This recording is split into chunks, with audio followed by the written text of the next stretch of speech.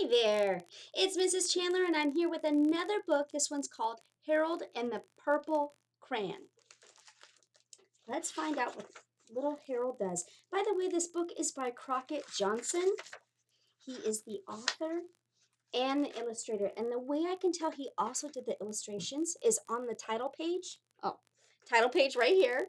It only has one name. That means he did both jobs. He was the illustrator and the author. And remember, the illustrator draws the pictures and the author writes the story.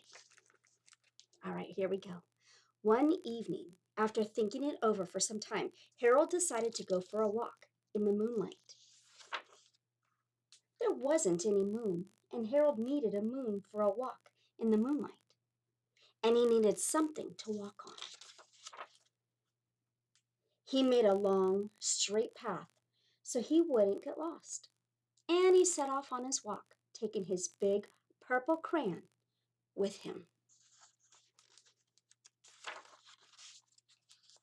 But he didn't seem to be getting anywhere on the long, straight path. So he left the path for a shortcut across the field, and the moon went with him. The shortcut, what was that? The shortcut led right to where Harold thought a forest ought to be.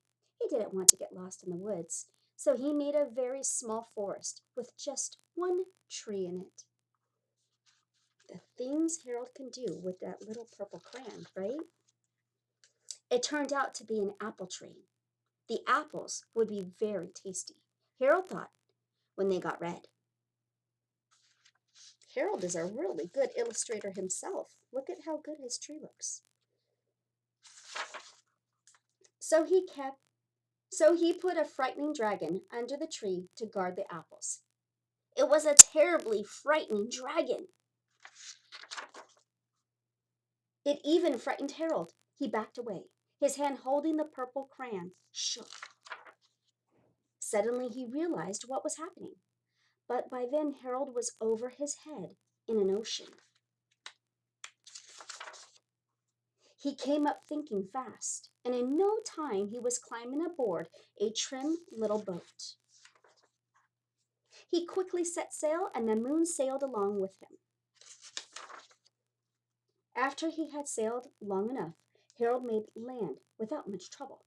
He stepped ashore on the beach, wondering where he was. This sandy beach reminded Harold of picnics, and the thought of picnics made him hungry. So he laid out a nice, simple picnic lunch. There was nothing but pie.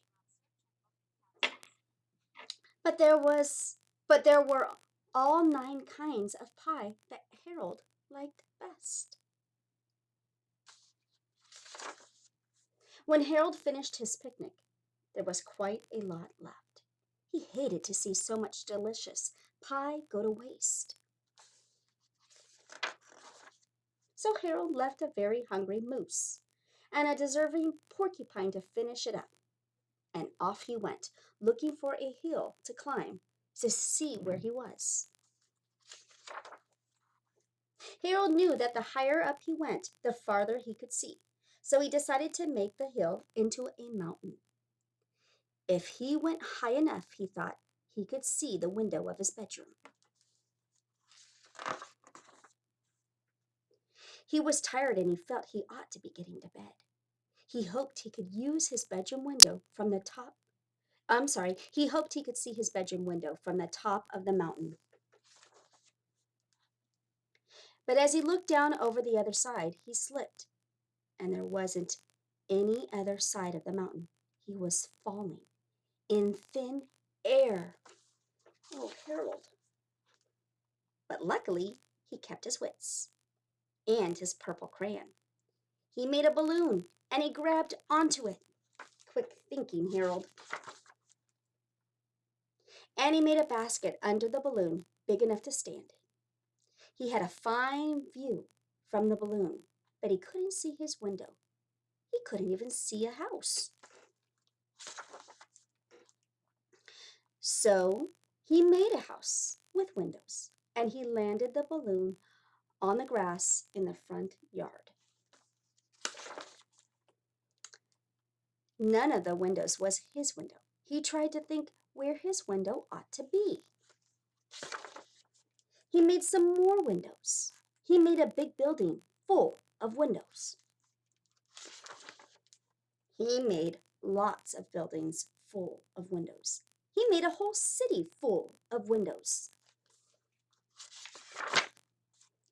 But none of the windows was his window.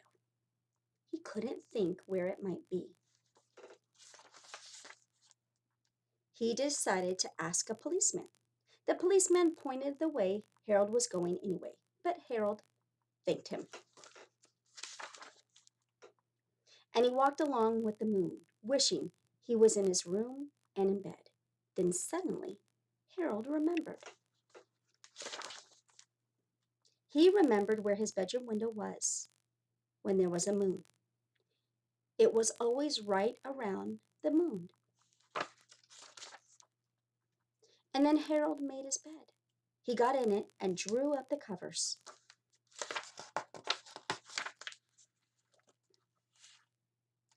The purple crayon dropped on the floor, and Harold dropped off to sleep. Good night, Harold. Thanks for reading with me.